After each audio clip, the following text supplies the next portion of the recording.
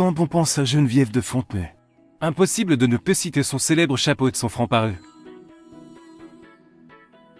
Quand l'ancienne patronne de Miss France avait quelque chose à dire, elle ne prenait pas de dos pour le faire. Quelques heures après son décès d'une crise cardiaque dans son sommeil 90 ans. Voici quelques-uns des plus gros clashs de la Miss de Miss. C'est dans Doute contre Sylvie Tellier que Geneviève de Fontenay eut les paroles les plus dures. Quelques années après le rachat de la société Miss France par Endemol, le géant européen de la télé-réalité, l'ex-Miss France 2002e Sylvie Tellier prend la tête du comité Miss France. Geneviève de Fontenay n'aurait de cesse de dire pendant des années tout le mal qu'elle pensait de Sylvie Tellier. Je m'aperçois qu'elle me vole 9 vifs, déclare les dames au chapeau à l'époque.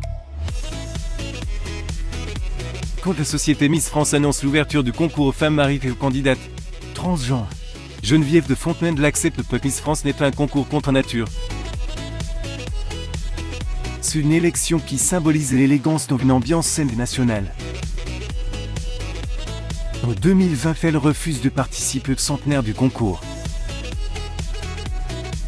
Quand Sylvie Tellier annonce son départ du comité Miss France en décembre 2022, Geneviève de Fontenay reste droite dans ses bottes qu'elle dégage, ce n'est pas une perte. Je ne vais pas pleurer pour elle. Elle n'est pas à plaindre financièrement. Elle aurait gagné bien plus d'argent que moi, 2022 d'un TPMP. Geneviève de Fontenay est toujours aussi rancunière contre Sylvie Tellier, elle n'a pris 40 ans de ma vie. Décembre 2007, la Miss Réunion Valérie Bègue est élue Miss France.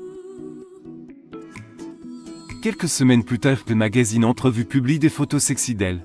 Les chiens pièvres tout mimant du Christian Croix dans une piscine. Des clichés d'une campagne publicitaire restent dans les cartons.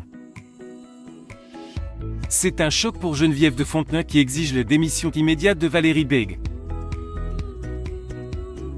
Comme elle est à Réunion, elle n'est y restée.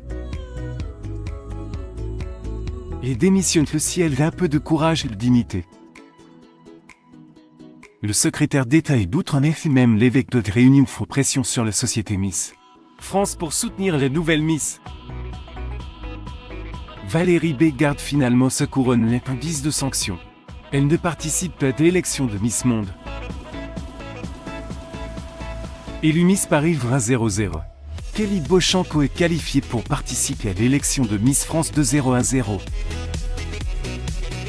Cette même année, elle intègre le casting de l'émission de télé-réalité des fermes célébrités produite par Endemol, le producteur du concours Miss France. Une période au cours de laquelle le magazine Entrevue publie des photos de Kelly Beauchamp dénudée, prenant des poses et caractères pornographiques. Geneviève de Fontenay destitue les jeunes femmes. Les dames au chapeau se montrent intraitables, c'est lamentable, et Isaac. Au-dessous de 3-0. Nathalie Marc Pernaut, ex-Miss France 1987 et veuve de Jean-Pierre Pernaut, qualifie Geneviève de Fontenay de deuxième maman pour lui rendre hommage. Pourtant les deux femmes étaient au froid depuis des années, depuis la participation de Nathalie Marc à l'émission de télé-réalité des fermes célébrités. Geneviève de Fontenay est aussi laissé entendre que l'élection de Nathalie Marc avait probablement été truquée d'un 9-8 en raison d'un mauvais comptage de voix. Elle me fait pique, déclare alors Nathalie Marquet. Geneviève de Fontenay déclare même que l'ex-Miss n'a plus de cerveau valable.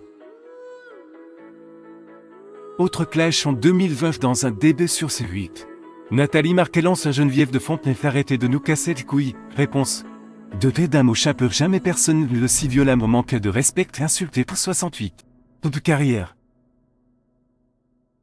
Interrogé dans les années 2010 sur CNews dans Morandini livre sur Jean-Pierre Foucault, Geneviève de Fontenay avait répondu: fou peut-il être même depuis des décennies. Il a démontré son talent.